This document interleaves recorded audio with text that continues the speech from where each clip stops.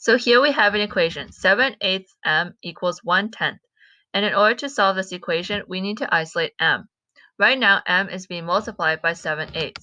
So in order to isolate m, we must multiply by the reciprocal, or 8/7, since this will cancel out the fractions. We must do this to both sides of the equation in order to keep the equation balanced. And we can do a little simplifying here by dividing both top and bottom by 2.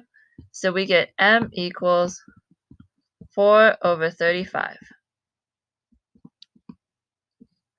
Now we can check to make sure this is the correct solution by plugging it back into the original. So we would plug in 4/35 in for m.